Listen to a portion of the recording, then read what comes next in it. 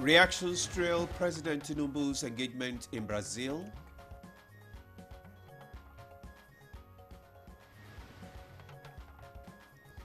Train services suspended along Abuja-Kaduna Road as passengers derailed train at Ashama are rescued.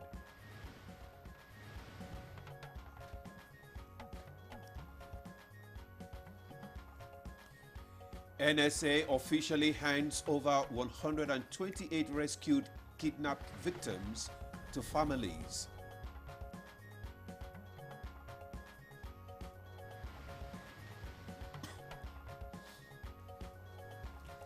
And on Good Morning Nigeria today, we shall discuss fallouts of the PDP NEC meeting.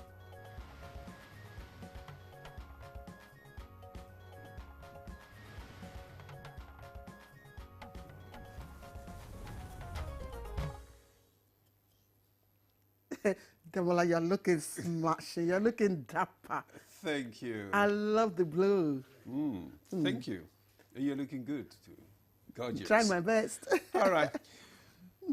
The 102nd meeting of the PDP's National Executive Council was one of the most anticipated political gatherings in recent times. Absolutely, absolutely. The party bigwigs showed up in full force, if I may say so, with the mood centered on, of course, closing rapes and setting a new direction.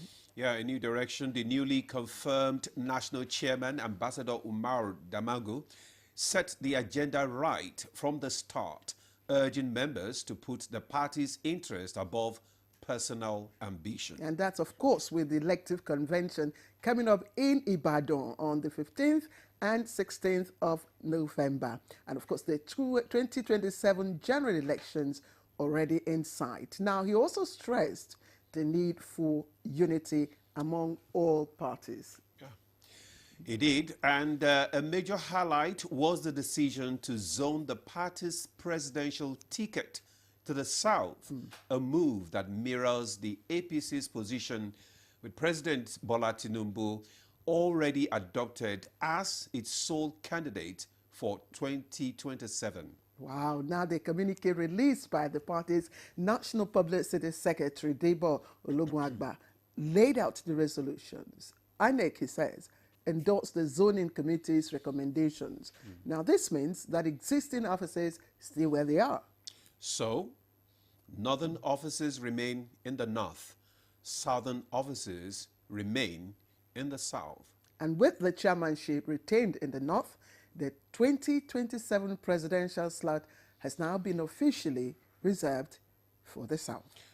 NEC also asked regions to micro-zone positions, received progress reports on constitutional amendments, and confirmed Ambassador Damagu as substantive national chairman until the Ibadan Convention. Claire. Well, you can always expect the unexpected. In an unexpected twist, the council shows reconciliation of a punishment for those accused of anti-party activities, including, of course, the G5 governors. A reconciliation path is better, they say. And now some have asked if all wounds have truly been healed in the PDP.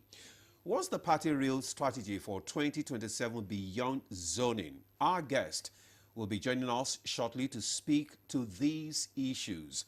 Welcome to the program. I am Ademola Adeoye. Demola, it's not just what it portends for the party, it's also what it portends for 2027 general elections and for Nigerians, and most importantly, for our democratic progress. Is this the beginning of end of internal crisis, within parties? Do you think there will ever be an end to internal crisis within parties in Nigeria?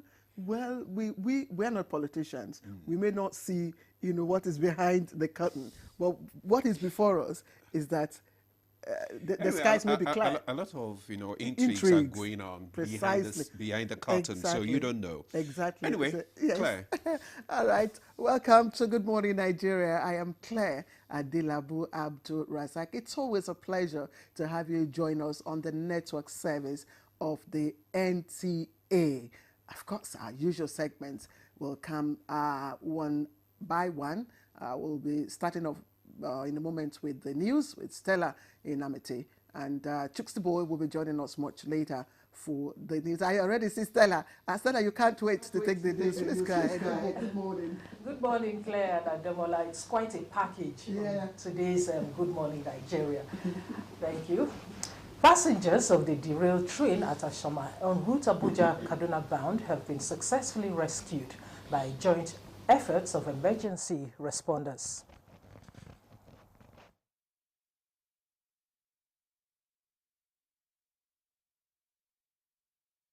The train derailed some few minutes after 11 in the morning, and the MD immediately got in touch with the ministry.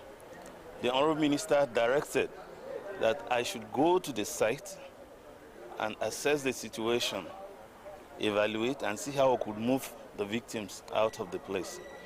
We got there, and there was serious interagency collaboration. The Nigerian Safety Investigation Bureau has launched a comprehensive investigation into the derailment of a Kaduna-bound train service that occurred on Tuesday, August 26, 2025, at approximately 11:09 a.m.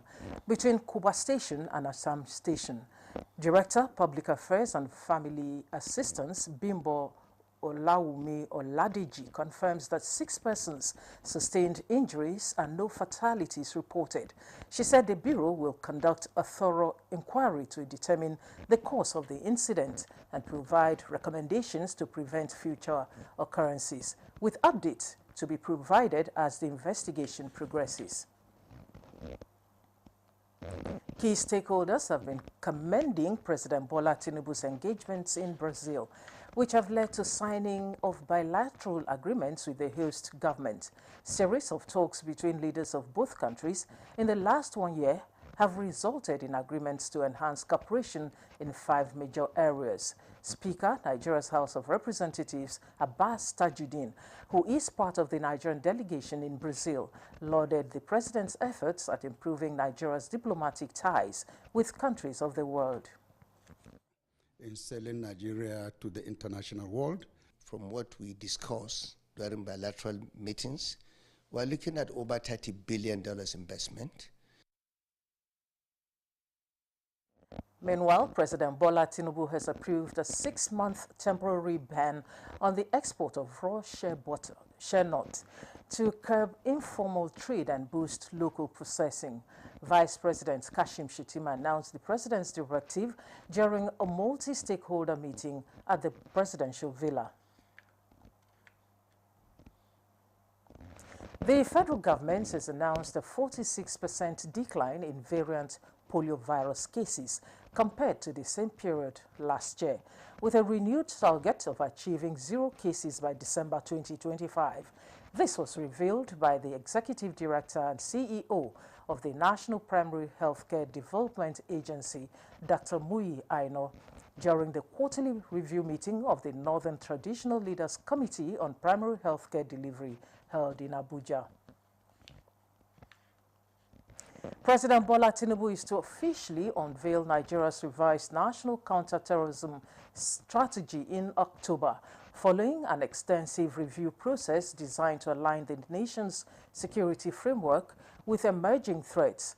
The National Coordinator, National Counter-Terrorism Center, Major General Adamu Garba Laka, announced this at the 3rd quarter stakeholders meeting of NAC test in Abuja.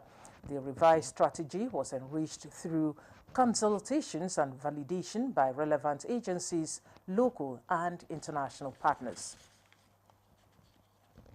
The National Security Advisor, Nuhu Ribadu, has handed over 128 rescued kidnapped victims, including children, to their families. While handing over the victims, the NSA urged Nigerians not to politicize security issues and support ongoing drive to further secure the nation. Retired Police Personnel Association from the southwestern part of the country are clamoring for the withdrawal of their members from the contributory pension scheme across the country. The agitation was carried out at a meeting with the leadership of the National Pension Commission in Lagos. Meanwhile, the Minister of Information and National Orientation, Mohammed Idris, is confident of transforming and leading the agencies under his watch, including the Voice of Nigeria as a pro-Nigeria and pan-African station dedicated to telling the positive stories coming out of Nigeria and the African continent. The minister reaffirmed this in a message at the flag-off for the restoration of Voice of Nigeria's shortwave transmission using the 250 kilowatt superpower transmitter. And that's the news for now. Good Morning Nigeria continues with Ademola and Claire after this break. Good morning.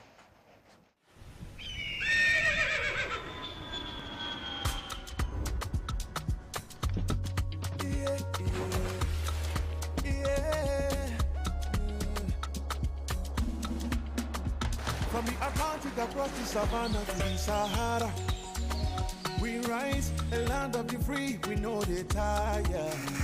We dream great, our spirit is undying. Resilient, rooted like palm tree, we sway in colors, we turn dark into light, we make solutions, we ignite passion, yeah. Each ethnicity is unique, we have more than just a nation. We are Nigeria, strengthening unity, we know they carry life. We are Nigeria, together live the dream of a land with great destiny. We are Nigeria. I am the real Nigerian. Brought to you by the National Orientation Agency, NOA. Nivea Black and White Deodorant, now with 72-hour protection. But what does that mean? 3 cities in 3 days and no fear of sweat and odor. 120 dances with skin as smooth as the moves. Sweat, stain and odor protection. Nivea Black and White Deodorant. Skin is for embracing life. Nivea is for skin.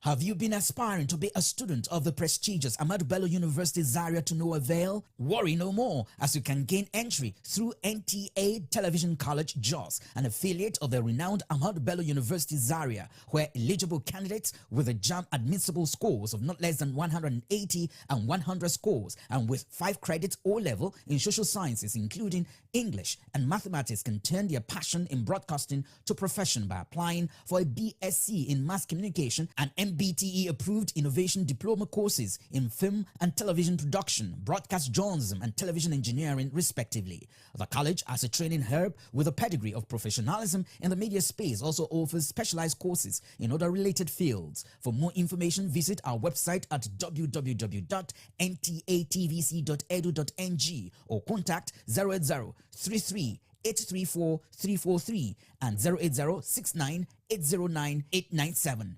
Announcer Management. We're not in a romantic relationship, we're in a dash. Brotherly relationship. Friends with benefits. Yeah, very bad boy. No. Family relationship. Who be your family? Situationship. Are you in a situationship? It is well. Survey says... Hey! Onenge is my girlfriend. You want dodge? Thank God. Say I hacked. An oversized shirt is okay to wear, but an oversized dash isn't. Skirts. Bro. Shop. Pants. Whoa. Name something you add to your text to make them more interesting. Emojis. Stickers. Pictures. The way we back at the breathing, at the yara. Gifts. Survey says. My birthday.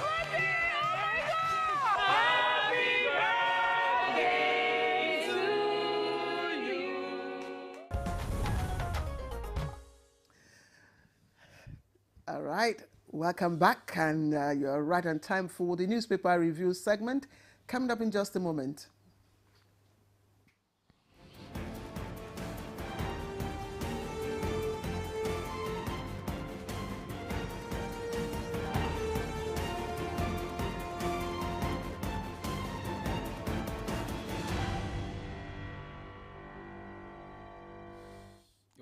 Our newspaper reviewer, Chukwudi Okoli Ubaja, is here. Chooks, good morning. How are you, Demo? Good to see you again. Good to see you too. Whoever didn't leave early this morning might meet the rain. You know, Is it raining right it was threatening. It was quite cloudy when I was was. driving in. Claire, how are you doing? I'm okay. Good morning. As clear. Oh, yeah. Everything is clear about Claire. Okay? You don't start this one, huh? Okay. You know, I also remember Sonny Rabo. Sonny Rabo would say, do not stare at Claire or the dresses she wears. Our big brother. Anyway, let's get on with the newspaper review. And I'm starting with the blueprint. The blueprint has on its front page, no hiding place for criminals terrorizing Nigerian citizens. This is from Ribadu.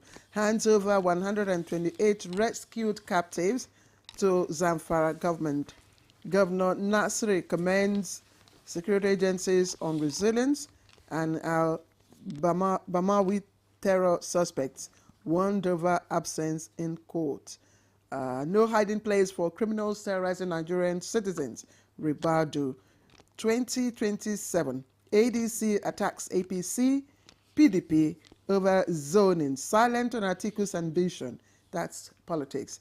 Now, Benue Assembly suspends sacked Speaker Hyacinth Dajo. And there's also story trending there. It's on business. Dangote Cement marks International Youth Day at Obajana.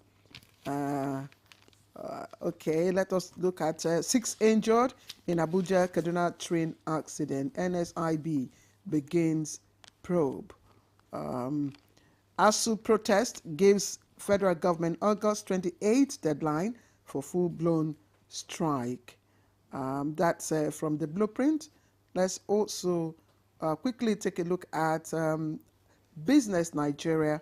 Business Nigeria is speaking more business this morning, and it says 5 years, 45 Nigerian companies, no dividend. And Japan denies visa plan, says it's cultural exchange, not immigration. It's cultural exchange, not immigration. Oil state slash 611 billion naira debt. Rivers borrows the more. Rivers borrows more. Oh, Rivers borrows more. CBN sets October 2025 deadline for banks, POS operators, and others to upgrade to ISO 20022. And Nigeria becomes Africa's second largest solar importer as demand surges. Let me quickly take this last two before Demola comes in. CBN raises OMO yields to attract foreign inflows. Kanu government dismisses 6.5 billion naira diversion claim. And finally, manufacturers fume as government reintroduces 4% FOB free on board fee on imports. That story is on page 2. Demola. Yeah, thank you, Claire. I have the Blueprint newspaper, and just below the nameplate, we have Benue Assembly suspends sacked Speaker Hyacinth Dajo. Details of that story can be found on page 10. Then we have on business, Dangote Cement marks International Youth Day at Obajano. Details on page 22. And on sports, Atletico Madrid in touch with Atalanta over Lookman transfer. Details of that story can be found on page 32. 2027, ADC attacks APC PDP over zoning, silent on Atiku's ambition. Then we have the major headlines, which reads, no hiding place for criminals terrorizing Nigerian citizens, Ribadu, as he hands over 128 rescued captives to Zamfara government. Governor Nasir commends security agencies on resilience and others. Then below we have 6 injured in Abuja Kaduna train accident. NSIB begins probe. NEMA assesses damage. Ubasani commiserate with victims. Details of that story can be found on page 8. And ASU protest gives federal government August 28th deadline for full-blown strike. Details of that story can be found on page 6 and 9. And all that. Okay. So yeah, you have, or you had taken it. ADC is attacking APC and the PDP over zoning of the presidency to the south. This one, it has got to cross-party accusations. I thought every party had the right to do what it wanted to do. Anyway, the bottom line is... That's politics. No, that's politics. That's politics. The bottom line is that each political party has a right to decide what to do with its candidates and all that. But the kind of a Babel of... Tower of Babel, you know, discordant voices coming from those quarters. It doesn't quite tell you that they are ready to contest. Well, you know, people tell me it's my opinion, but I tell people you have to show you're ready by behaving like somebody who's ready. How? Chubudi, listen. Yes. He says, why berating the two parties for the decision? The Senator David Mark-led ADC tagged the move as insensitive to the plight of Nigerians. Which Nigerians? The sampled opinion. Well, David Mark is a man I respect a lot. But the same, yes. But the same David Mark was in PDP yes. when they were doing the zoning south and north. Yes. When he was Senate president. Have you forgotten? Of course, yes. I've not forgotten. And Can you read in between the lines? What is he actually saying?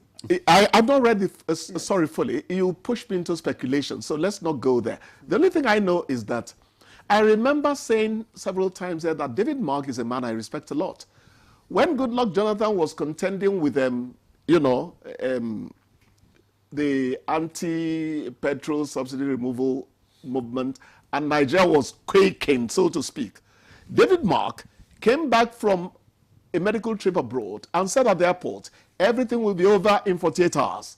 Come return to Nigeria after 24 hours. I never forget that. I like people who sound like statesmen.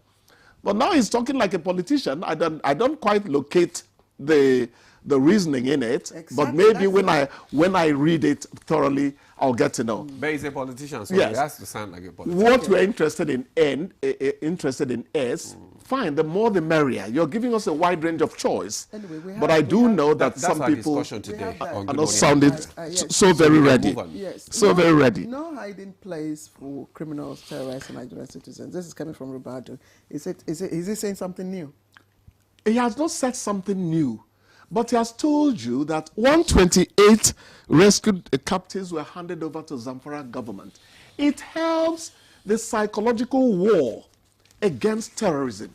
It tells you that our security forces are not on the back foot concerning, getting into the theater of a confrontation with these people.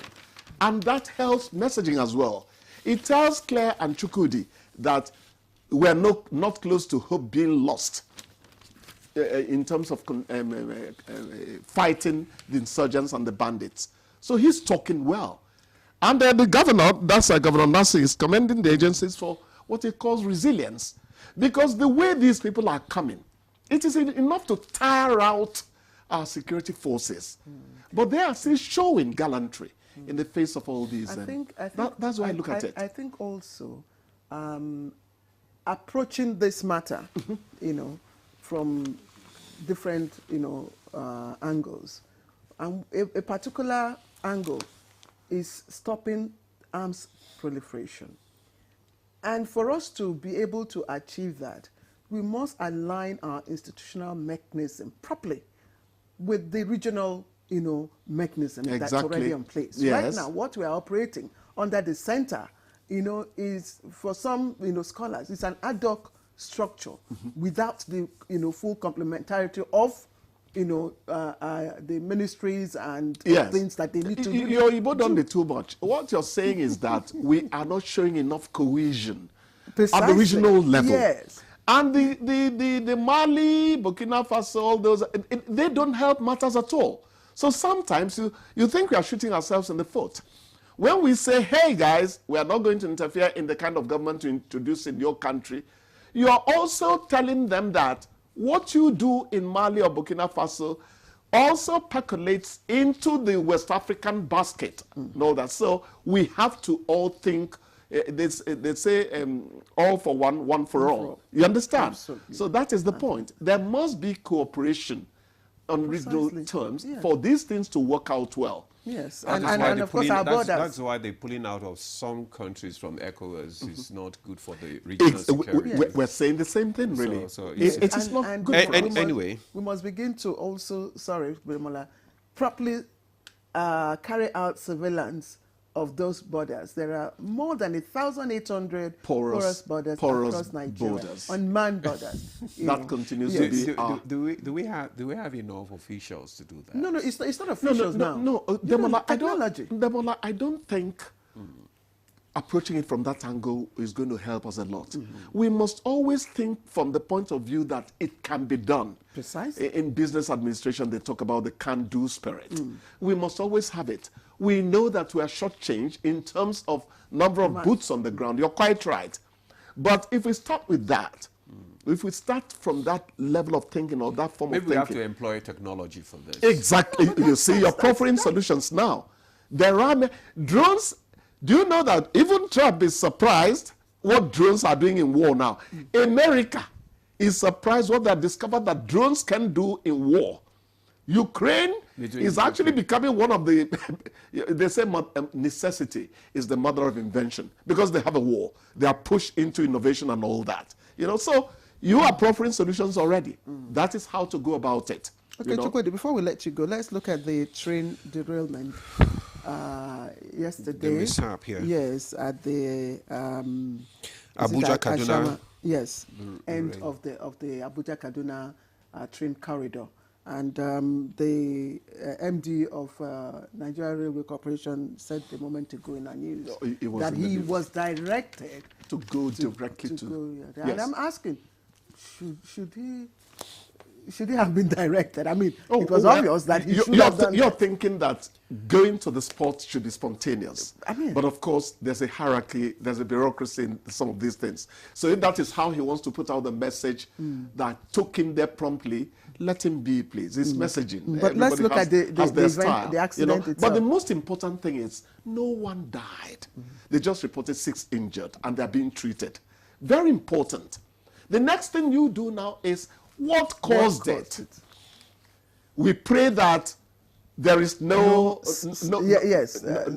hanky-panky somewhere. Very important. So we must get to the root. We must get to the root of what caused the derailment. And how prompt was the response to the accident? No, I think it was prompt. Yes, it was fairly prompt. It was fairly That's prompt. exactly what the official you mentioned was re-echoing. Yes, you know, he had to leave Lagos exactly. yesterday. You know, immediately. Yes. In fact, when we called him, when NTA called him, he was already on his way from Lagos to the airport. Even apart from him, what should also matter to us as Nigerian people is the incidents of first responders. It doesn't have to be the official himself. The first people, the Red Cross, what's this brigade, the civil defense and all that, we have to train them to the point that... Before we leave, because the director is already signaling that we should sign up, I just want us to appeal to this ASU protest, you know, that giving the federal government a deadline, August 28th, that's Thursday. Today is 27th. Tomorrow. Oh, that's tomorrow. So probably we should just, so that we don't have the repeat of... The unfortunate thing is that the ASU matter has become a case of not if, but when. It's not sad. If they will go. It is when they will go. And that kind of trivializes the entire thing. I pray they find a solution and stop this incessant. It doesn't make sense to me anymore. It doesn't. And you want our children to have a seamless education. It doesn't work that way. It's time for you to go. I know it's time to be kicked out. And I'll gladly leave. I feel cold already anyway. Anyway, thank you. Thank you for your contribution this morning. Good guys. Thank you so much. To see you again tomorrow. Thank you. All right. We'll take a break now. When we come back, we'll just kickstart our conversation for this morning. Stay with us. Are you ready? Join us on Reshaping Democracy, a groundbreaking program on the network service of the NTA, where citizens get the chance to ask ministers, heads of ministerial departments, agencies, and other top government officials questions on their performance and delivery of mandates. With no sector of limits, conversations build around bridging communication gaps for feedback and effect as our guests engage with the people they serve. How does ND foster partnerships with organizations, government agencies, NGOs, among others? As our leaders give account to citizens' inquiries on good governance, tune in to Reshaping Democracy, a creative concept coming up every Tuesday evening at 10:05 p.m. This is Reshaping Democracy.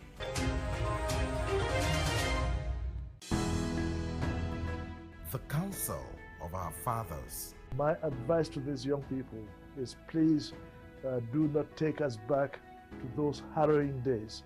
You probably do not know what it is. Nigerian youths, let's build our nation together.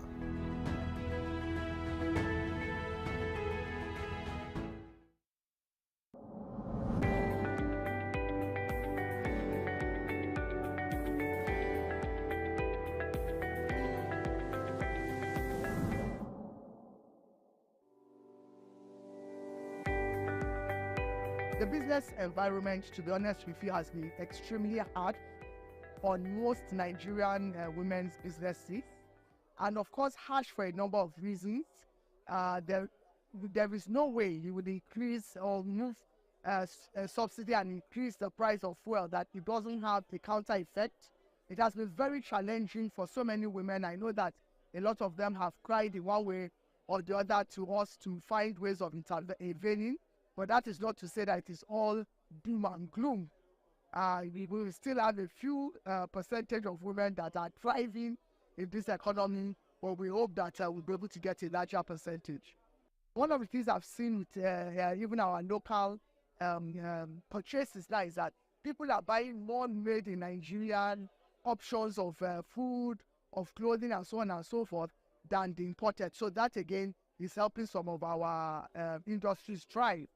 Surprisingly, the telecommunications is still doing well, and the reason is very simple. A lot of people are going for online options of skills in terms of training, communications, even remote working. And so you will see that people that provide services around those areas also thrive. But I think at the end of the day, it's about partnerships, collaboration, and influencing power from especially the private sector and even the public sector. But we really need the public sector to drive a number of things, especially policies, because the public sector has the national spread above even whatever we can do in our own small way. What has happened over the years is that even the government, for example, is being pulled from different angles by all these stakeholders. We need to harness ourselves to have strategic focus areas, and we should all be moving in the same direction, not using a competitive approach, but a collaborative approach. Secondly, in collaboration, we need to move with large clusters of decision makers. Instead of, the process of reaching out to individuals is painstakingly long and it takes time. And so we need to engage these stakeholders on a larger platform. I think it's very important to identify where you can get help in your own little way. And one of the things I've realized is that when you operate in silo, it is difficult for you to lift yourself out of the situation. Identify ways you can do what you are doing in a simpler way. And if what you are doing is no more profitable, why not find out what can you do in the meantime that will help you? You need to think outside the box and then connect. What you can do is also identify people and become a cluster to provide a service that ordinarily you cannot do alone.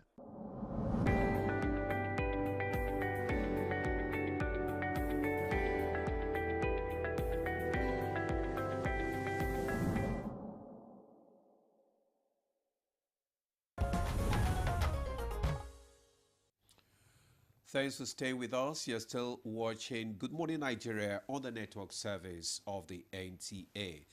Before we delve into our conversation this morning on the outcome of the PDP's NEC meeting, let's take this background report by Oyeyemi Ajayi.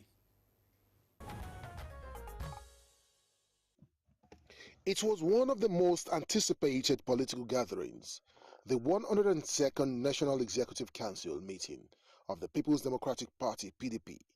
The party stalwarts from across the country converged with one mission in mind: to mend fences and chart a clear path forward. Setting the tone, the new national chairman, Ambassador Umar Damagun, made members understand why they must put the party above personal ambition, stressing that the PDP is at a critical turning point. With the elective national convention in Ibadan set for November 15th and 16th and the 2027 elections already on the horizon, Damagun said the stakes couldn't be higher. A major highlight of the meeting was zoning. The PDP officially zoned its 2027 presidential ticket to the south, shutting the door against a northern candidate in the next election. At the same time, conversations around the women empowerment took center stage, with party leaders acknowledging that women have always been backbone of the PDP and must be given greater recognition in its vision for the future. And in a surprising twist, rather than wielding the stick, NEC leaned towards reconciliation. Members accused of anti-party activities, including the G5 governors, are being drawn back into the fold, not pushed out. But the big question is, has true reconciliation been achieved, or are cracks still beneath the surface? And beyond zoning, what's the real game plan for the PDP as it tries to reposition itself for 2027? Our guests will be speaking to these burning issues shortly. I like the question, what's the game plan? Well, with politicians, you can never really tell the game plan. You can only, as Chukwudi will say, speculate. But this morning, we will be speaking to the issue. Of course, those who know will give us insights into what exactly PDP is up to. So let me welcome the guest who is with us here in the studio, Timothy Osadolo, who is the Deputy National Youth Leader of the People's Democratic Party, the PDP, and we are glad to have him. Thank you very much for joining us. Thank you. Good morning. Thank you for having me here. And also joining us, Dr. Abdulrahman Abu Hamisu is a political scientist and public affairs analyst. He'll be joining us via Zoom. Good morning. Thank you for having me. All right. Good morning to you too, Dr. Amisu. Also joining us via Zoom from Uganda is Dr. Rauf Sakariau.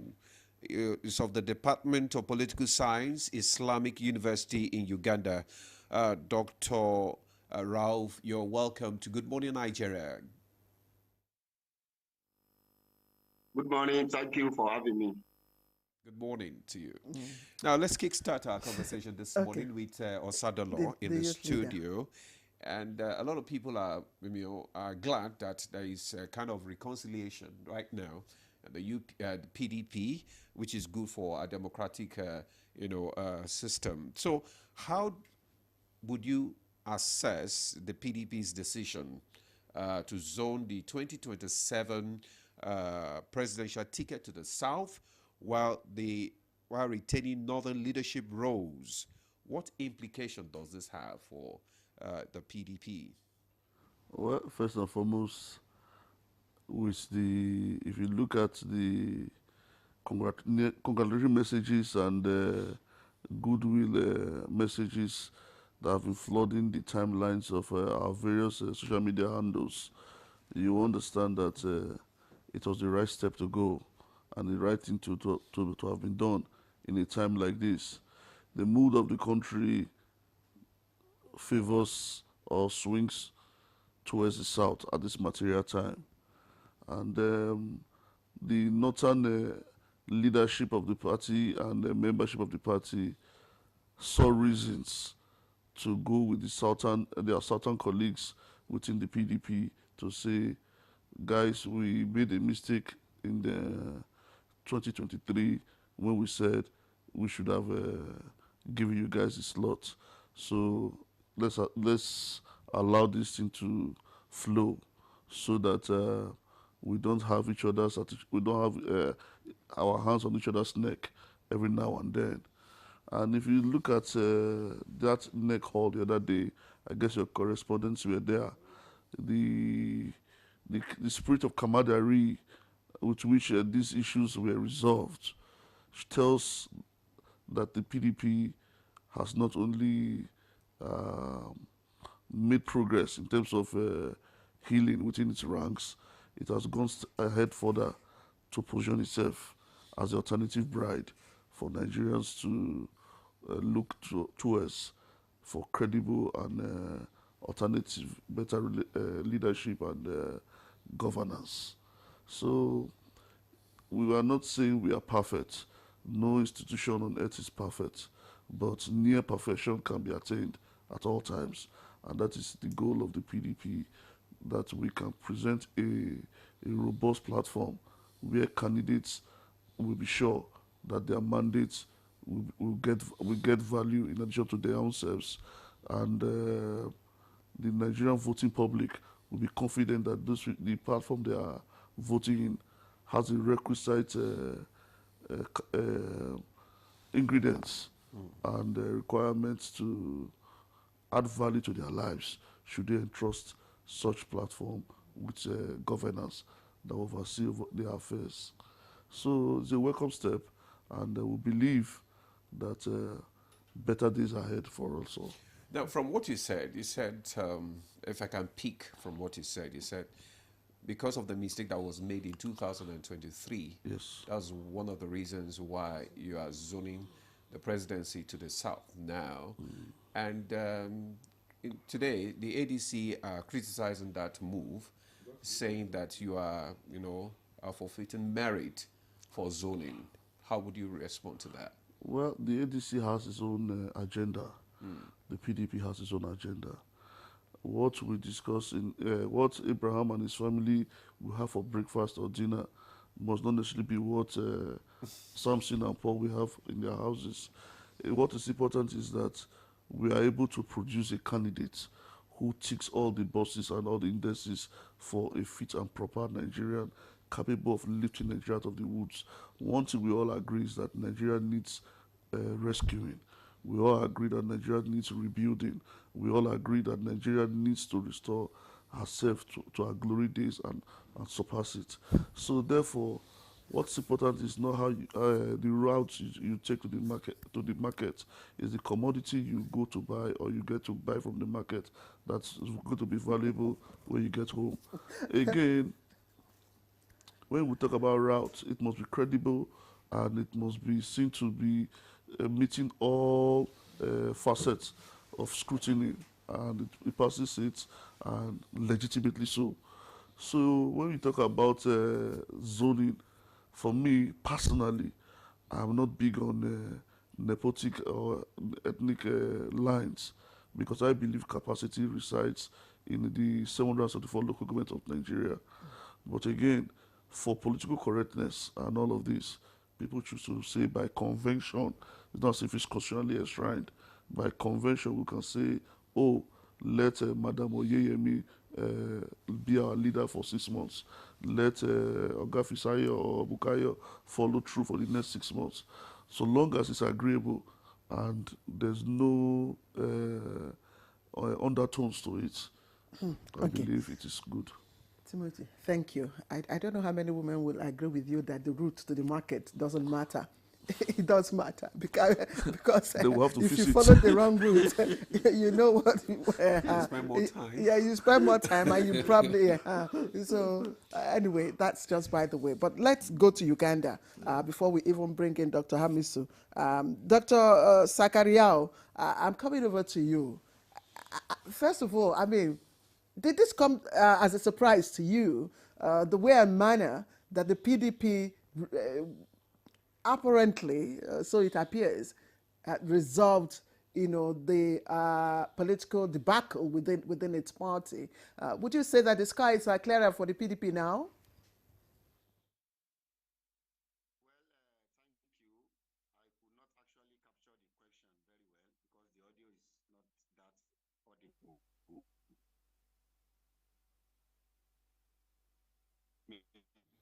All right, we will try and establish audio connection with Dr.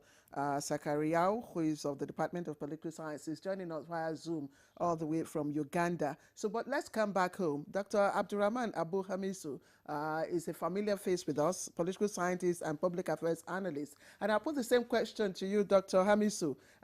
I'm just wondering if you are surprised that the PDP was able to put its house in order with the confirmation of its national chairman as Damagu from the north, and then of course the zoning of its presidential slot to the south.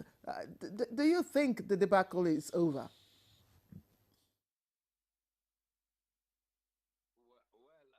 me just try to make sense out of the question because the audio is re-echoing, so it's affecting our ability to decode the question you are trying to put across to us. But again, if I could pick from what I was able to pick from your question, it's about the zoning, right? That led to the zoning of the presidency to. I'm saying, did it come? Are you surprised that the PDP was able to put its house in order in this manner? I mean, the national president chairman had been confirmed, that is Damagun. The zoning had been done to the south. So does this sort out all the internal crises, all the issues that they have? The sky is clearer for the party now. Still, the audio is not really good. I can't really get the question, but if I could guess, it's about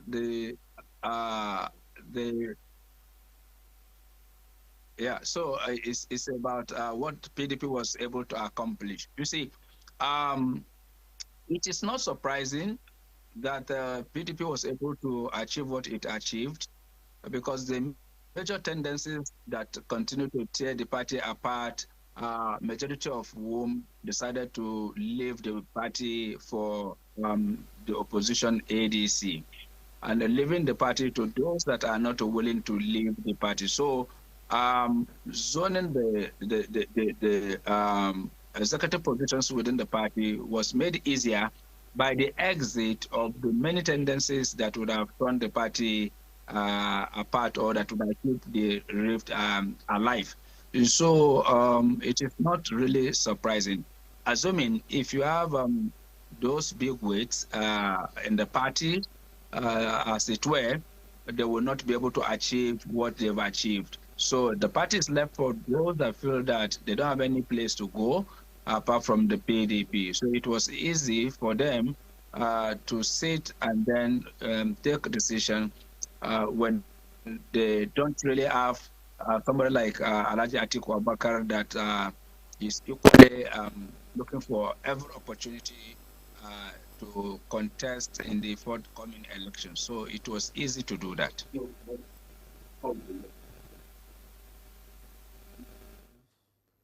Thank you, Dr. Hamisu, for your remarks there. I mean, just like he said the exit of the big guns in the party made it easy for the party to be able to resolve its crisis. Probably let's go back to you, our Zoom guest. That's Dr. Rauf from Uganda. We just want to get your take on this PDP zoning and how they have been able to resolve the crisis. How will you assess the decision of the PDP?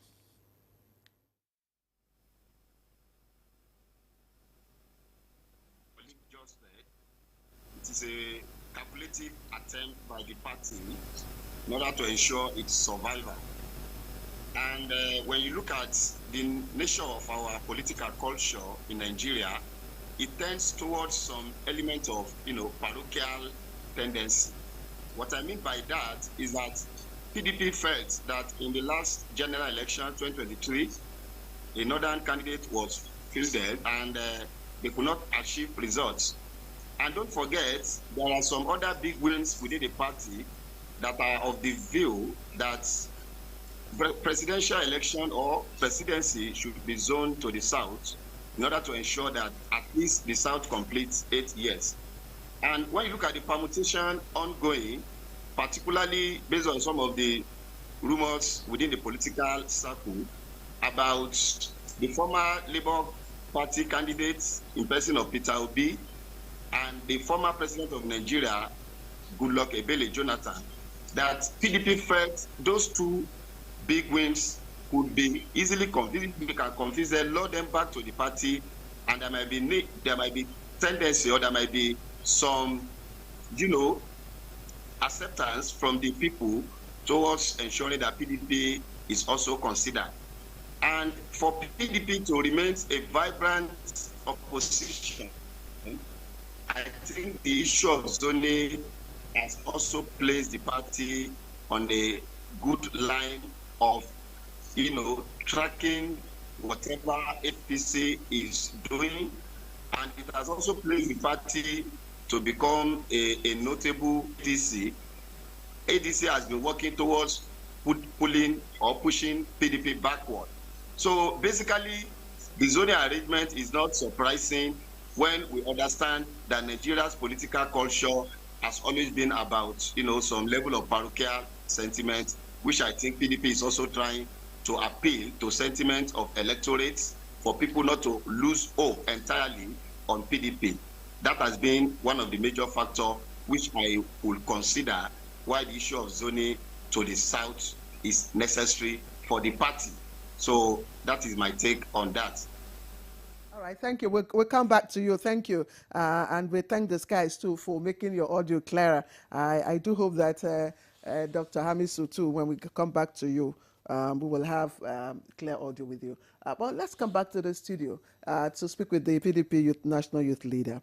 Again, commendations on the process, so far is coming in for the PDP, like you rightly said. But there's also something, that is brewing.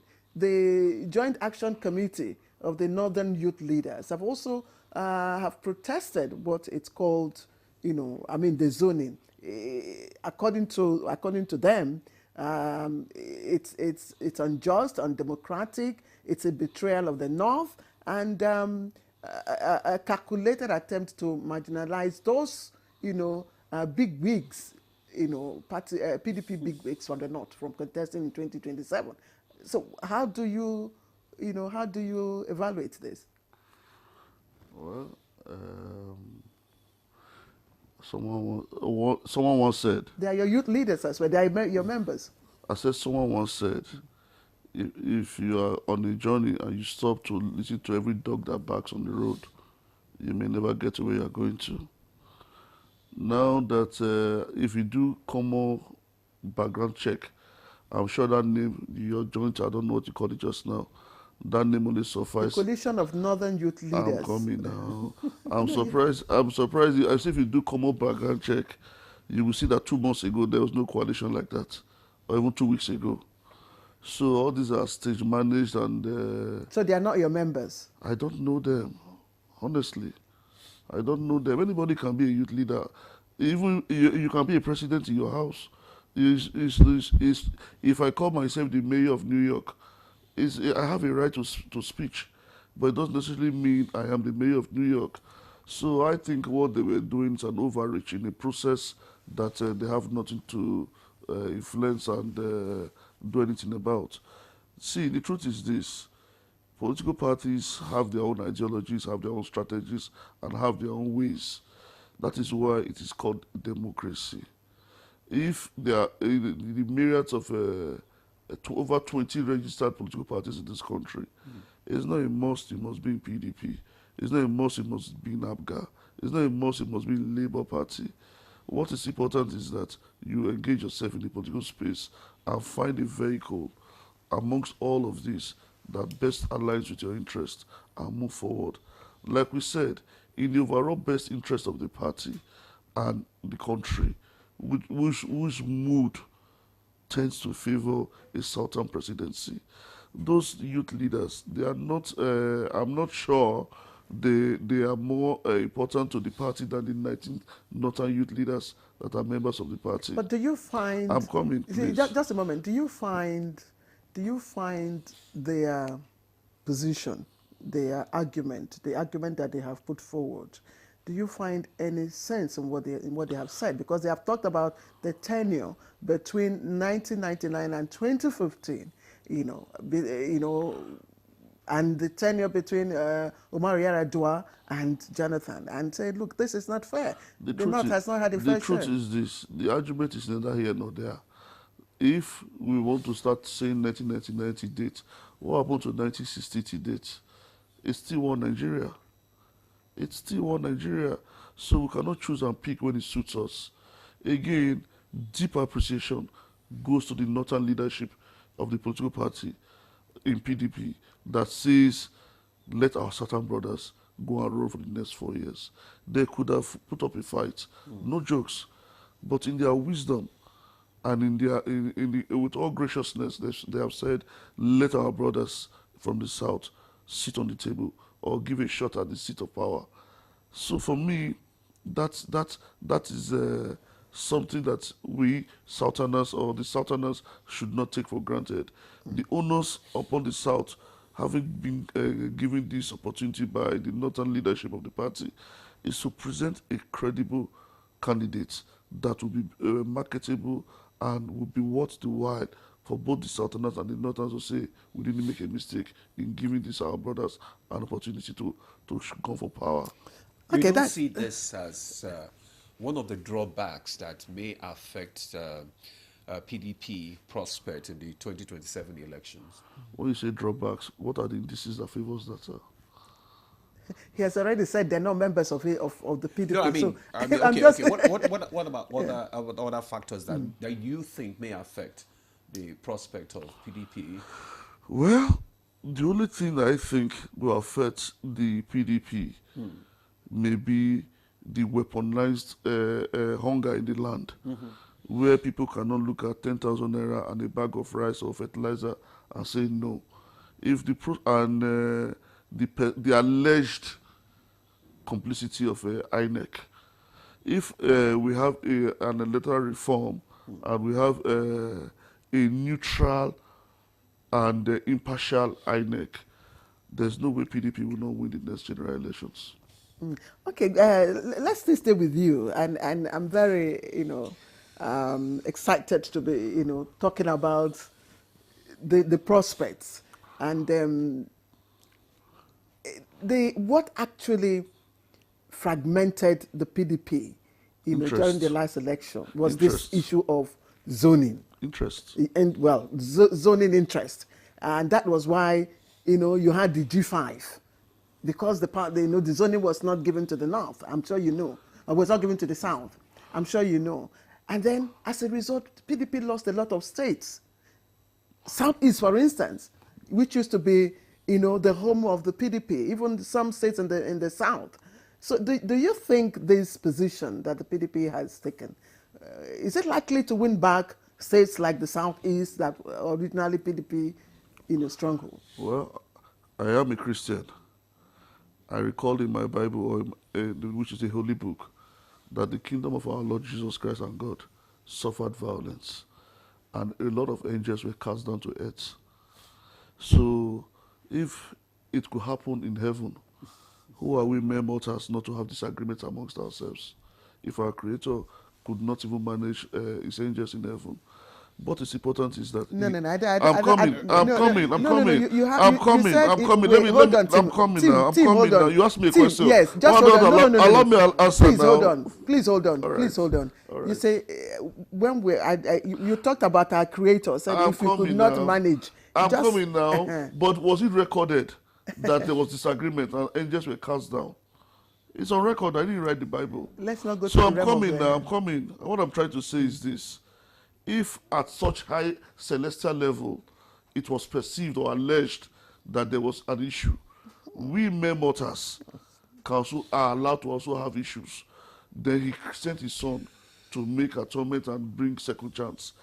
That is why PDP is also having the second chance to say, let's reconcile, let's make amends, let's move forward, let's put our past behind us, let's build on what we have.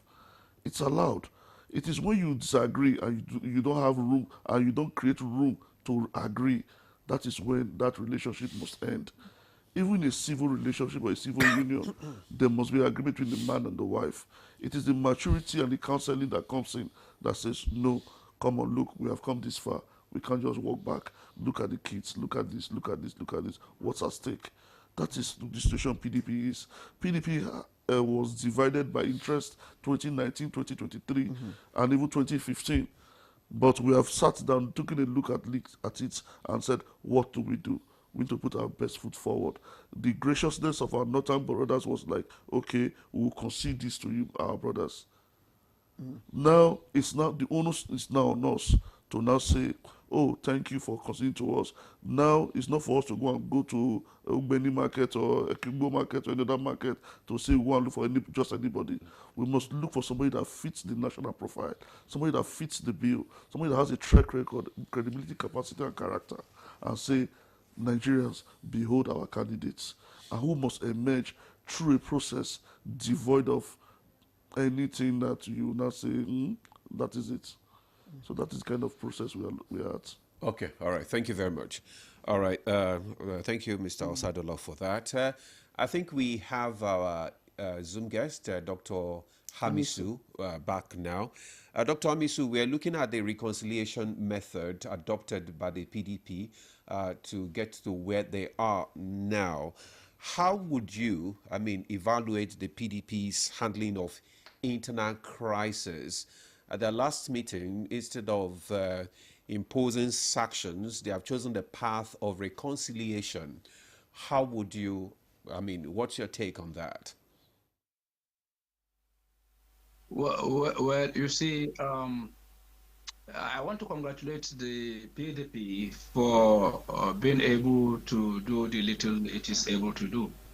But it is equally shameful that as one of the dominant parties that we have in this country from 1999 to date, that it was not able to understand conflict and manage it effectively to the extent that they could lose election because of people could not manage their ego, their interests. We all know that democracy and party politics is about interest. But as a dominant party that won election in 1999 and piloted the affairs of this nation until 2015, it is really, really disheartening that after losing power once, PDP fizzled away. It could not play the role of the opposition that it's supposed to play, and it was engulfed in crisis. It means that any party that cannot even manage itself cannot manage the affairs of the people. So this is just the truth of the matter, because this larger society is about conflicting interests. It's about application of this particular interest. It's about tampering of this interest in their furies. And then the PDP could not do all of this internally. And you remember, this problem started when the PDP was treating majority of their challenges as a family affairs, where you're not allowed to voice out opposition to it. And what people don't understand is even in China, where we have one party, we have opposing tendencies. And these are the tendencies in the Chinese Communist Party. You have the hardliners. These are the people that believe in the doctrine of Mao Zedong. They believe in the principle of communism. And then you have the Dengists. These are tendencies that believe in a little liberalism, tempering communism with liberalism. So these opposing tendencies are the tendencies that are governing China. They are able to reconcile their differences within the party, and they're able to contest the election and win. So, and they're able to govern China successfully. Now, coming to PDP, as a party that has been in power, we thought that the PDP would have evolved mechanisms for resolving their own internal conflict. If they cannot really resolve their own internal conflict, how are we sure that they are going to resolve the myriad of conflict that are bedeviling Nigeria? And that is why I'm saying that it is better late than never. We are congratulating them to do what they did, but at the expense of the party, because the majority of the people that would have contributed to the party have left the party. So the party is rebuilding again, just like the ADC, which is not good for our democracy. We need a very strong opposition, and the only party that can play that opposition is supposed to be the PDP. But the PDP could not even manage its own internal affairs. And this is where we are, as if we don't have any opposition. Almost how many governors have the PDP lost to APC? How many? So we're saying that the PDP, honestly, the PDP have not done enough. Mr. Thank you. Please, we'll come back to you, but let's see if we can get Dr. Rauf again on the line. Dr. Rauf, I'm just wondering, you know, Demola asked Timothy a question earlier on about what the ADC criticism is all about, because we read, you know, one of the dailies this morning that the ADC is criticizing the decision of the PDP and describing it as insensitive to the people, to the plight of the people. But let me ask you, what do you think is the objective of this decision, of this zoning, you know, and all that? Is it really in the interest of the Nigerian people, or is it just to knock out, just, you know, to see if they can get at the APC? Yeah, thank you. Like I've said earlier on, when I was trying to emphasize on largely the political culture of Nigerians. And when you look at what PDP has done, of course, like what my colleague just said, and the man in the studio, our brother, is about interest. And when you talk about politics revolves around interest articulation and interest aggregation. So to me, PDP, having realized the fact that they were unable to play to the game as expected, being one of the major political parties that is even expected to, you know, challenge APC in some of its activities.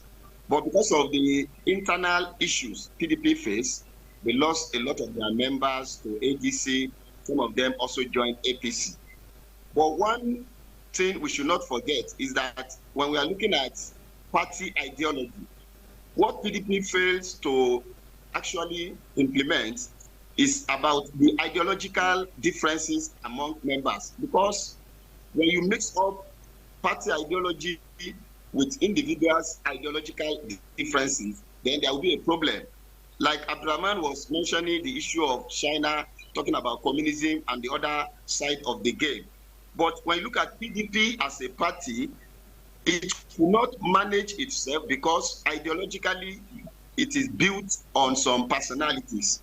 And when you have party personalities, you know, against party ideology, such conflict is inevitable. It is expected. But the zoning is a very good, you know, approach for PDP, and it is a way of trying to bounce the party back when it comes to the political permutation towards 2027.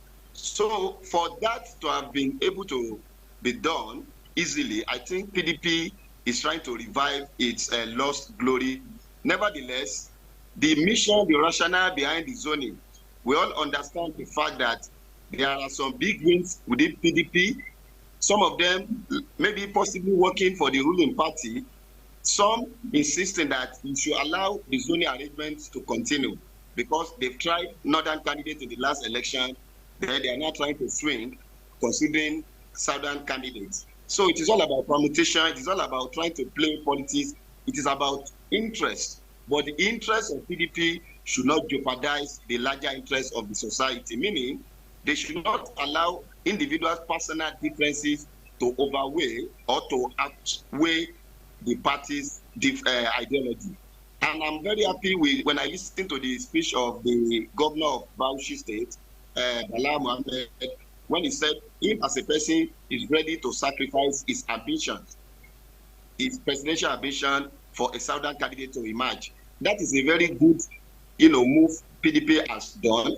And with that, there is every tendency PDP can challenge APC come 2027. We should not forget the fact that when we talk about party politics in Nigeria, it revolves around party structures. And you cannot take it away from PDP that it still maintains its structure nationwide. PDP is still a party with a national outlook, and they still compose a numbers of governors. So to me, ADC, of course, is coming up trying to challenge PDP and APC. But when you look at the party arrangement, when you look at the politicking in Nigeria, which is about giving the structure to the governor, PDP still have a better edge. Nevertheless, it is good for our democracy because we are in a multi-party arrangement whereby we are expecting some of those dilemma. So to me, it is a welcome ideology. PDP is only need to South. We also make the party to have a focus, and those that are interested in the party should be able to know the direction henceforth. Nevertheless, they have lost a lot of big wins. They have actually played to the gallery, but PDP still remain formidable, and it is one of the parties that is expected to challenge APC come 2027. Dr. Rao, thank you. Just to again, emphasize our reach out number. Please, you can send in your comments on this number via WhatsApp 081-696-88126, and the number is out there. It's on the screen again. 081-696-88126. Okay. Let me. I wanted Dr. Amisu. Yes, to I do a follow-up. wanted to ask Dr. Amisu, because he seemed not to agree with the reconciliation method of the PDP. But what steps do you think PDP can take actually to strengthen the internal unity and cohesion, especially in the light of the upcoming convention in Ibadan in November? You see, you don't just allow your members to exit the party and then you come and sit and zone and you feel that you've reconciled your aggrieved members. That is not reconciliation.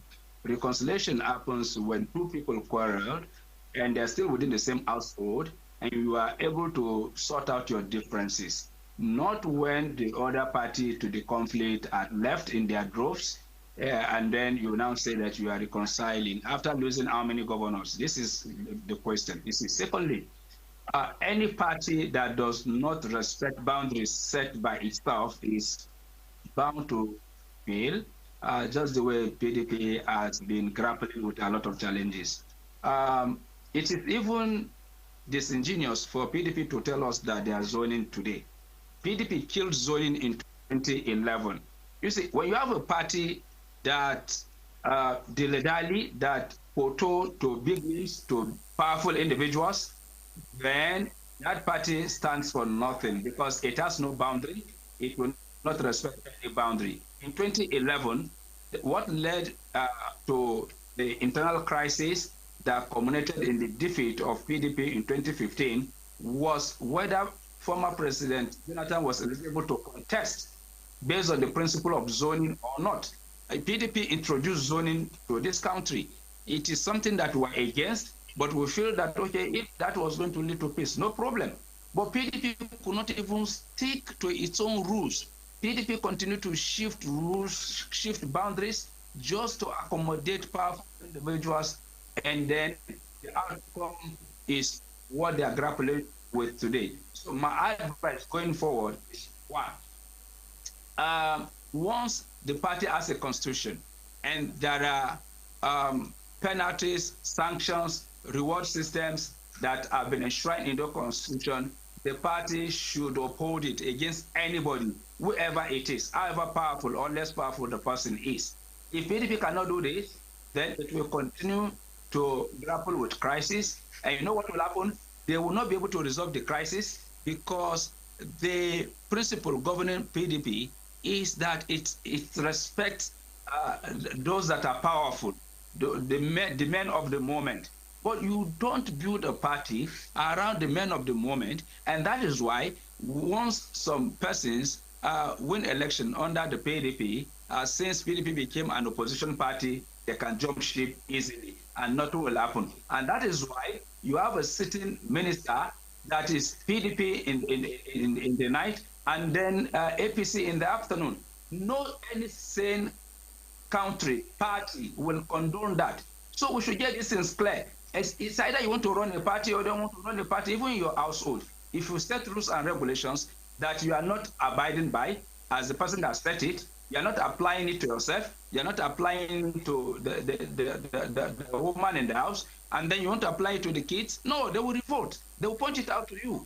That is exactly the point. So for PDP to regain the trust of the people, to be able to become formidable as it used to be, then it must hold itself and its members accountable. But if it continues in the direction that the major financiers, the big names, can control the party and they can just tear the party and share it like a cake, I bet you, no matter the reconciliation, PDP was not going to make any significant impact going into this election. This I can bet. Thank you. Before we come back to Timothy here, he has quite a number of issues to respond to that has been there. So I know the PDP has also extended a handshake to those people that you mentioned. Those who were alleged to have the anti-party people that you alleged. PDP has said, look, we forgive you.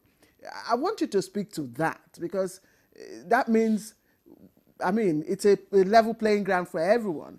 And then Dr. Ralph talked about PDP having, structures. If you look at what has happened, over the years, yes, at a time PDP was a very dominant party. It was, in fact, it was the largest party, in Africa at a time. But today, how many states does the PDP have? How many state governors does the PDP have? How many members in the National Assembly does the PDP have? Do you think the PDP still has that structure, that will, stand the test of time in 2027? Thank you very much for your insightful question. You see, it all depends on what we are defining as a structure. The PDP that I know and that I currently know is a PDP that is built around individuals. It has been like that since 1999. PDP has never built a party structure. PDP was built around individuals and is still built around individuals.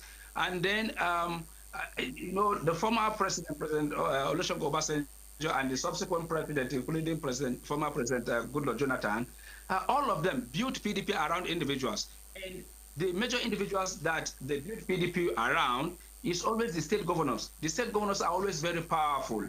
And then if you remove the state governors from PDP, even in APC today, it's still the same thing. So let us not even say it is a PDP thing. It's not even a PDP thing.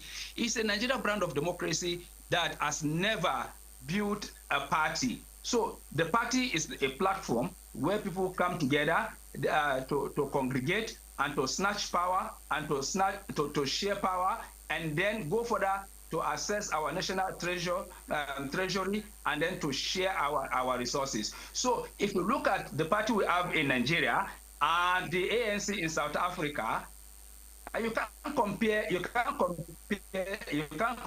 both. The ANC in South Africa was bigger than Mandela, was bigger than Thabo Mbeki, was bigger than all the former presidents combined.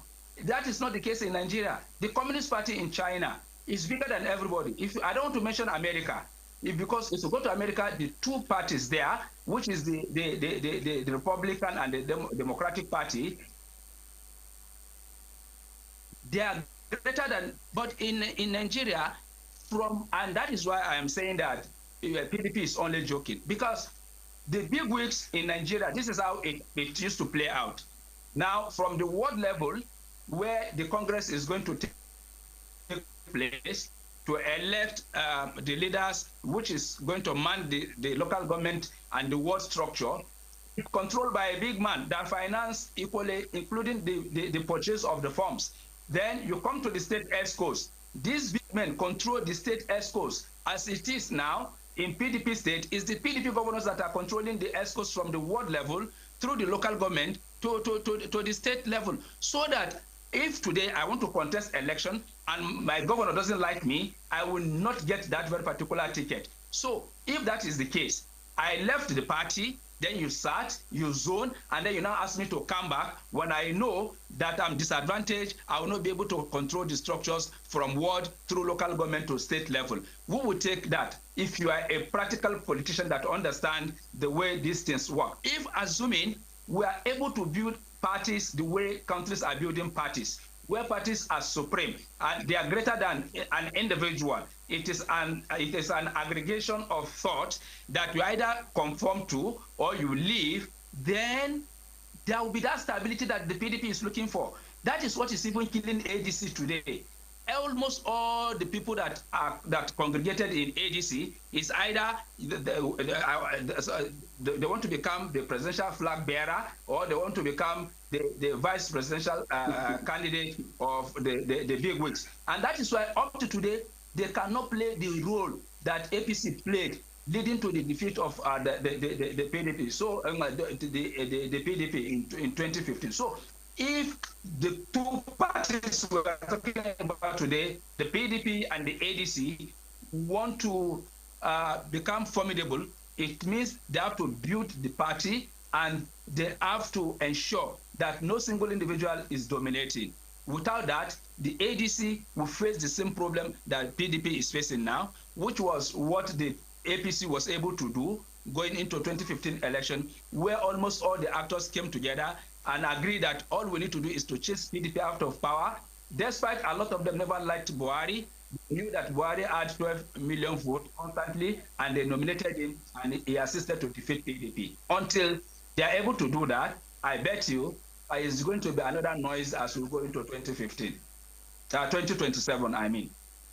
Very much, Dr. Hamisu, for that, your remark there. Osadolo, you've been listening to the various comments by the other guests, the issue of party supremacy and, not wielding the party around individuals, and the issue of discipline. You remember that in the First and Second Republic in Nigeria, the party was supreme, not built around individuals, just like he noted. So what exactly is the problem that we have? What are the challenges that we're facing right now? Unless we don't want to be sincere or truthful to ourselves, you are saying parties are built around the individuals. Will you build parties around firewood? You will not build parties around firewood now.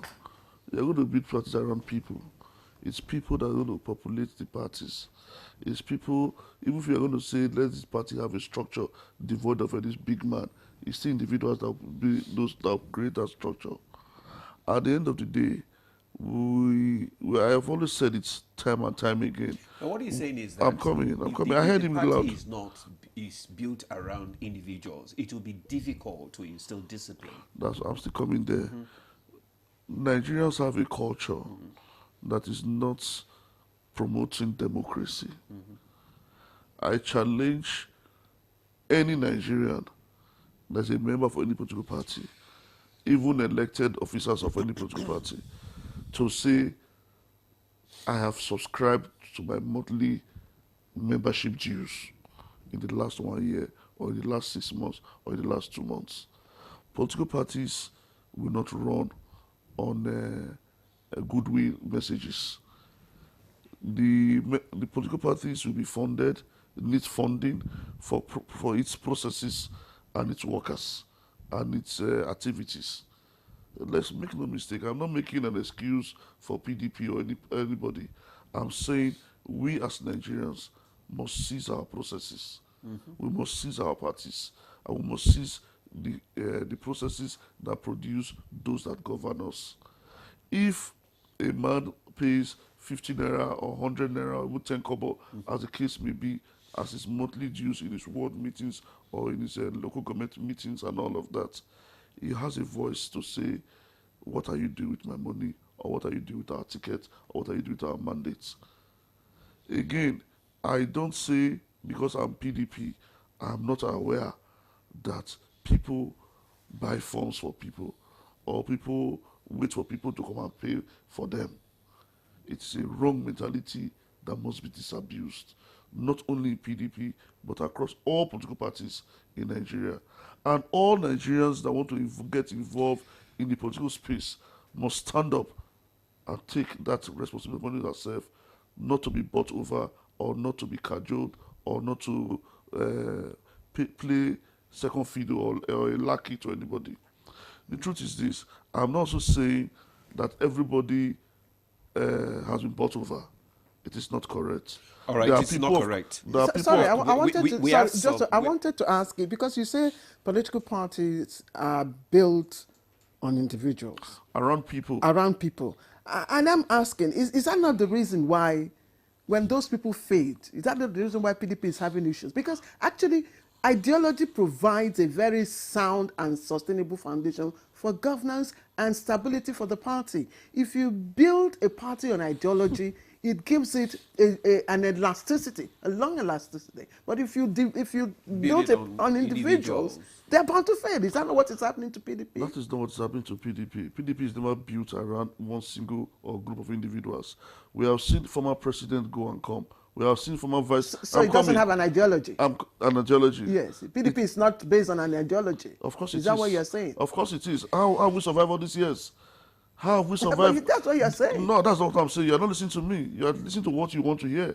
What I'm saying is this. I'm sorry. Sorry. No, I'm sorry. Hold on. No, I need to clarify that. Because, hold on, Tim. You asked a question. Hold on, Timothy. Let me respond. Timothy, hold on. Timothy, hold on. No, let me clarify. When you interject like hold this, on. the flow doesn't come. Hold on. You said, I wanted you to clarify that. You said political parties are built. Wait, we're not quarreling. No, okay, go ahead. And yes, it's just for the viewers to understand what we're saying. You said political parties are built on around individuals. And I'm saying clarify that for us. Is that what I want to do now? Because you said I'm asking you questions. No, that's what, is that what I was responding to?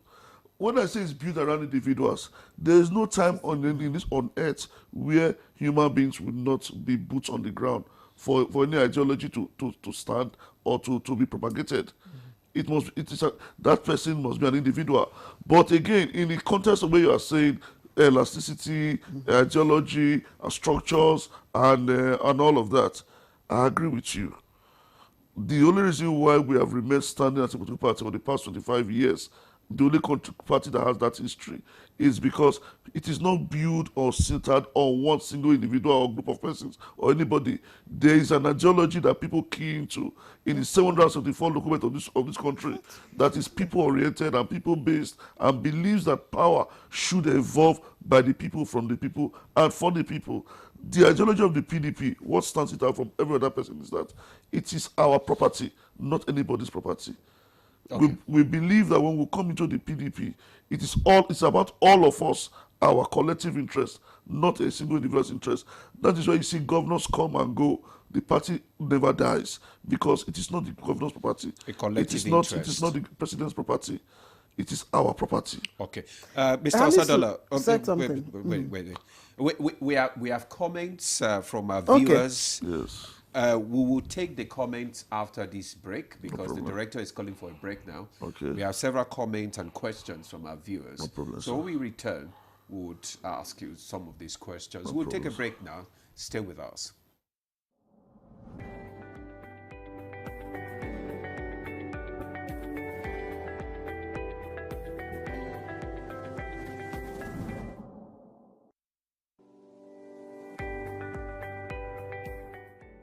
Food security is national security.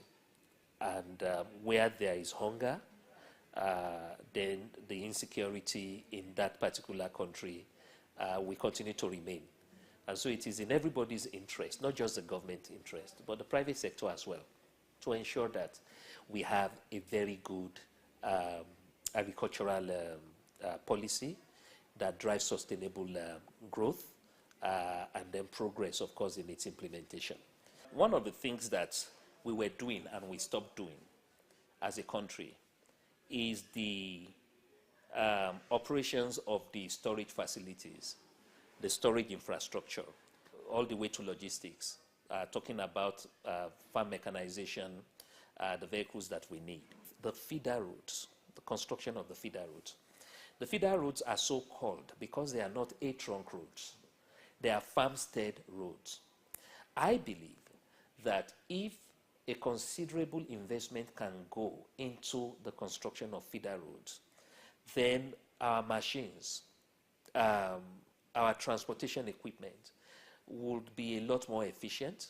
There will be a lot of uptime, less downtime, and we will be able to, on good time, transport our produce from farm gate to either factory gate or market gate. Let us look at how we can make a dual use of our farm mechanization equipment so that when a tractor in the planting season takes a plow, a harrow, and it's able to prepare land, during the harvest and post-harvest season, you should be able to attach a bucket to that tractor to be able to take it to the nearest center where it can then be taken on.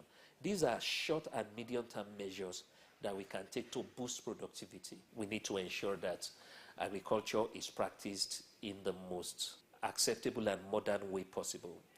We need to make sure that the science of agriculture is indeed science. In other words, we are able to apply methods, we are able to apply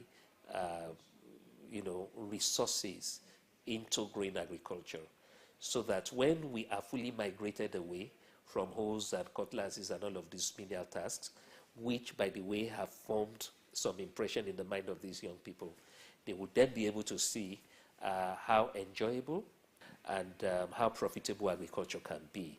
We've seen a lot of digitization of the sector. There is digitization of agriculture today. We have precision agriculture. We also have climate smart agriculture. All of these, of course, hydroponics, greenhouse agriculture, and all of these are actually a better way, a more excellent way of producing food in an organic manner, but a lot more smartly.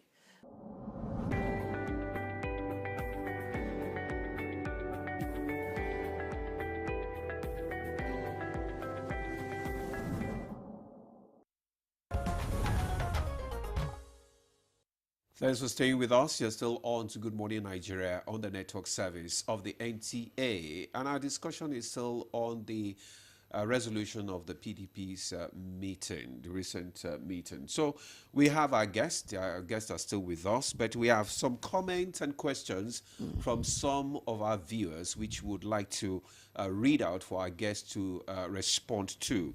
The first one is from Joseph in Uyo, Akwa Ibom State. It says, good morning to our Honorable Deputy National Youth Leader in the studio. My question to you, when does the PDP plan to commence party registration for new members? The PDP may have orchestrated its own problems. However, it is still a viable political platform any day.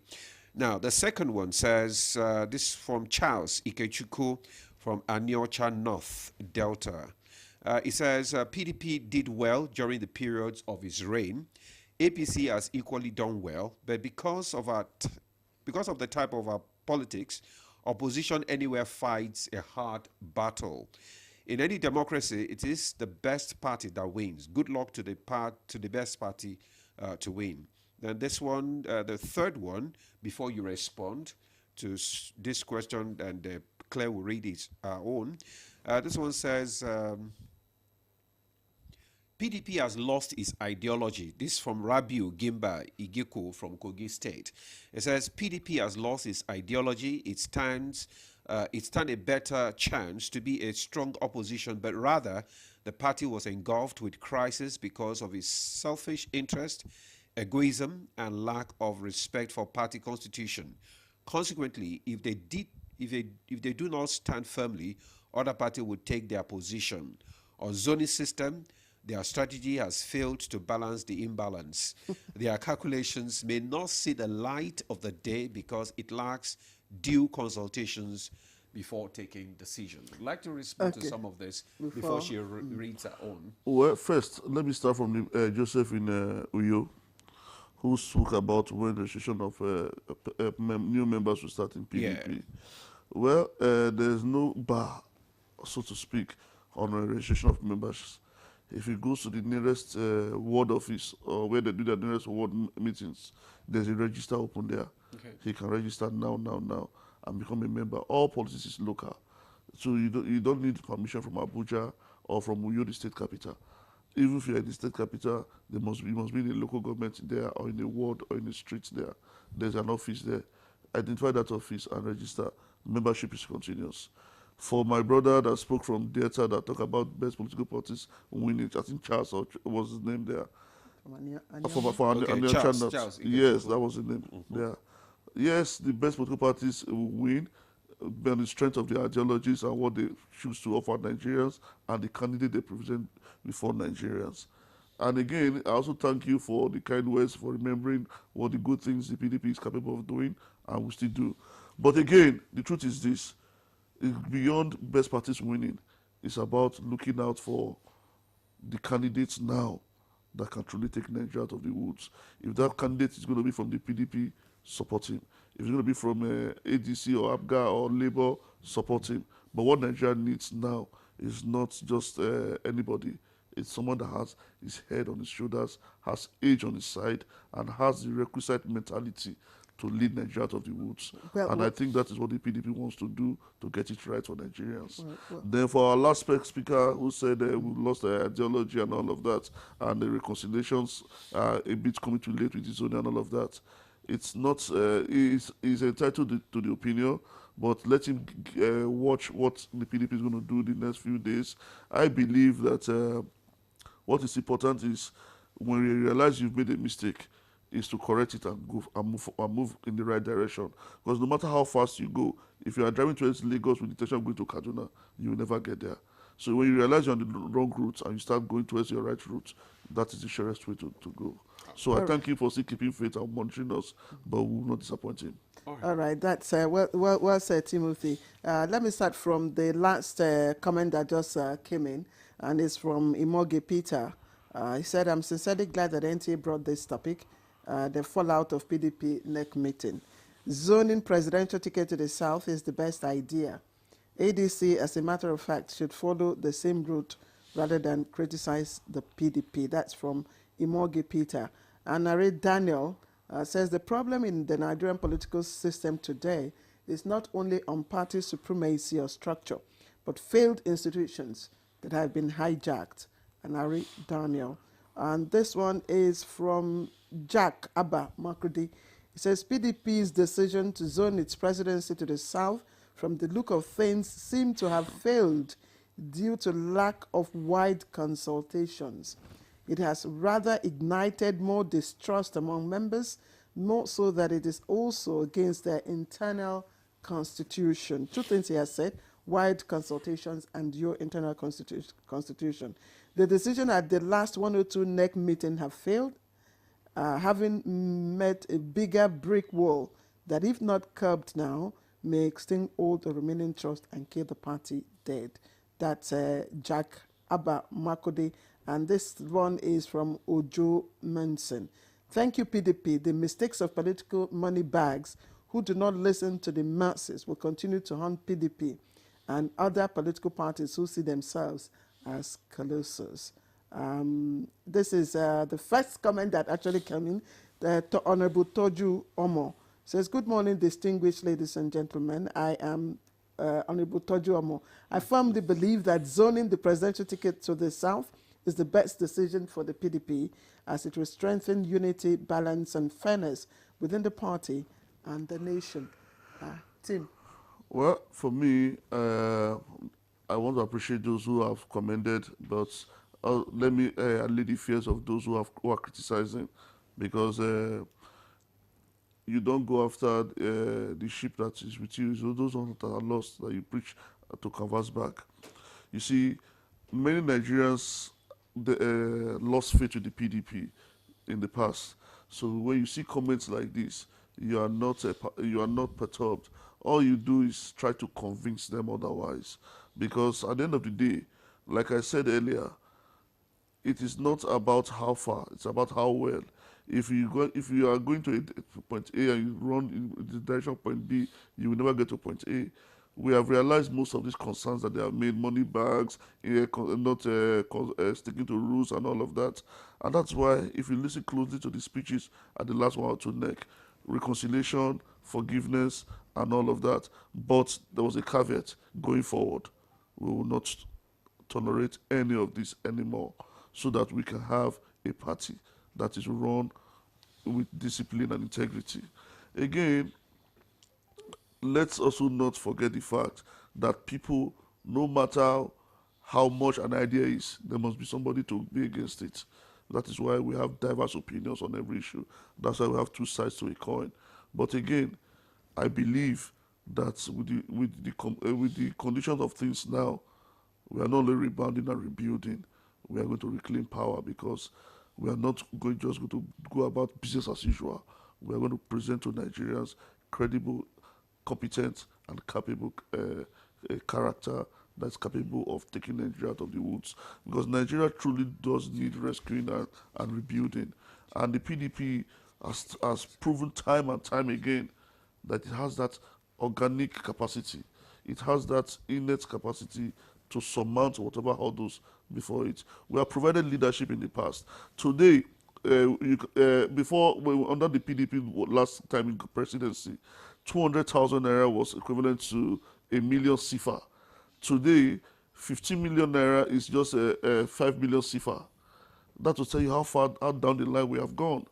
We grew this economy of this country to be the biggest in Africa. There was relative peace and stability for all Nigerians. Our currency had value. Our lives had value. One could drive from Morikoko in Warri straight to Karadamoda or to Safe in Zamfara without the fear of being kidnapped. That was under PDP's government before things deteriorated. So you see, when you look at the indices of performance in government, you put the security sector, the economic sector, and other social sectors in perspective. The PDP has still fared better. Today we talk about the celebration of today's government. We have removed subsidy. We are borrowing to cushion the effect of subsidy. It's an aberration. That is not an economic success. So therefore, would PDP return subsidy if it comes into power? This is not about, we are not going to return subsidy, but the money from subsidy, is it vanishing? So that is where we provide accountability, and that's where we show capacity. No, I'm coming, sir. If I give you money, we come to Federal Executive Committee Council meetings, there must be a progress report. If it's a business, you must talk to your managers or you must talk to your supervisors. There's this, see, what has happened is that state institutions have become more or less like service organizations where you patronize your friends, your allies, and your cronies. These are institutions that should be creating checks and balances. We are no longer producing institutions, we are producing strong men, and that's a bane that we tend to correct. But Mr. Asadola, these challenges that you are highlighting did not start with this administration. It started from 1999 to today. We've been having this issue of lack of transparency, accountability. I agree. If the other parties were here now, they would have exactly. So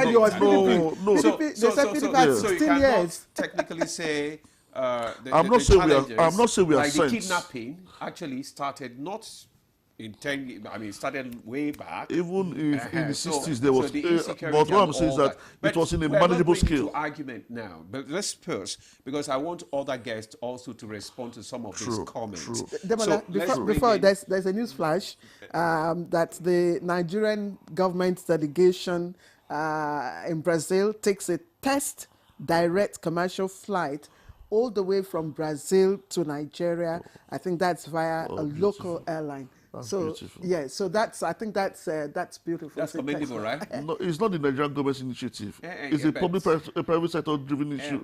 The truth is this. I'm coming, sir. we saw Nigeria Airways. A plane was rented and painted, and said Nigeria Airways.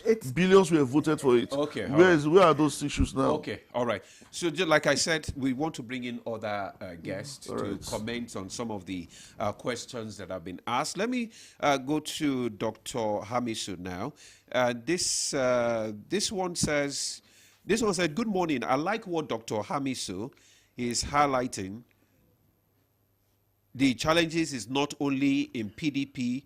All political parties are same. Their executives are handpicked by their state and national leaders. It's killing the politics at grassroots to the higher level. It's only in Nigeria that such things are happening, and the INEC, judiciary, and security agents are not helping the matters. Neither do have a blessed day. Dr. Hamisu, would you like to respond to some of these comments, please?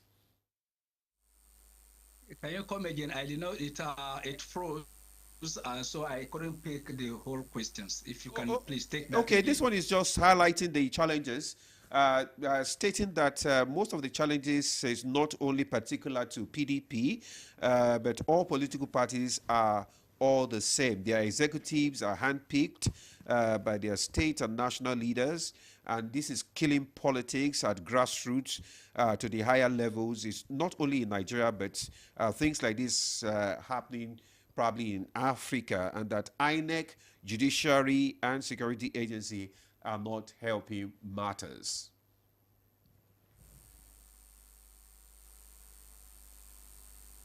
Well, honestly, I'm having challenge with the audio here. I couldn't really pick the questions. Maybe my colleague Rauf should respond. I think I do get him better if he's speaking. Let him respond, and then I can take. Okay, let's bring in Dr. Rauf to respond to Demola's question. Dr. Rauf, did you get the question? Demola, you want to? Okay. Let me read it out again. Actually, it's from some of our guests. And this one says it's highlighting the challenges. That is, the challenges that have been mentioned is not particular to PDP, but to all the political parties. They are all the same, that they handpicked their executives right from the state to the national and at the grassroots level. And it is killing politics, especially at the grassroots level. And INEC, judiciary, and security agency, they are not helping matters. This comment and the other comments that have been read, would you like to respond to them?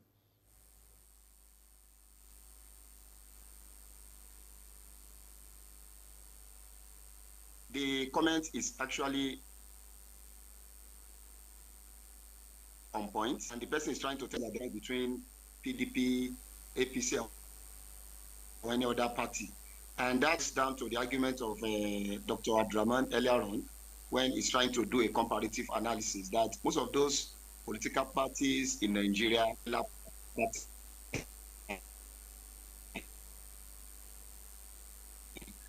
and that has to for me what the comments or the person that sent that message was trying to highlight is similar to some of the arguments forward earlier. But the major challenge here, like what you have said, that the security agencies, the judiciary also not helping matters. Temporary in Nigeria, judiciary, sometimes they have also been politicized. So that's why sometimes you cannot differentiate between politics and law. When judiciary has been politicized, having some internal crisis, people believe that money can buy you a court pronouncement. And Sultan of Sokoto, during the NBA conference recently, also emphasized that the judiciary is expected to be highly independent. Once judiciary, that should be the last hope of a common man, has compromised, then what will be the future of our democratization? So I actually concur that the judiciary, which is expected to be a kind of last resort to individuals that feel cheated or to any issues that be required to be settled, judiciary is also playing, into the hands of politicians, which has made our political circle, to have control, to be controlling even the so-called judiciary. In fact, some people feel judiciary is more or less a unit under our political system, like it is a department under the government that is in power, either APC, even when PDP was also in power. Meanwhile, on the issue of security, you know what we see or what is obtainable these days is about regime security. You know, the security outlet or the security agencies, they have also failed to understand that national security should be the paramount. But what they are trying to secure is about the regime that actually entered them into power. And when you are trying to play the game of regime security, then there is every tendency, there will be a high level of compromise, there will be a high level of politics within the security architecture. And when you look at when the President Bola Ahmed Tinubu came on board, he also fired most of the security architecture he met on ground. He came up with people he feels he can actually work with. So that is. Dr. Ralph, I'm afraid we have to stop it at there. We are almost hitting our time. I'd like to appreciate you very much for joining us via Zoom all the way from Uganda. Dr. Rauf Sakariao is of the Department of Political Science, Islamic University in Uganda. We thank you and we look forward to having you back home. Thank you, Dr. Rauf.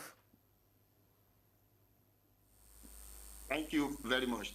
All right. All right. We also like to appreciate we'll just go to Dr. Hamisu before we come to the studio. Let's get his own parting shots. Dr. Hamisu.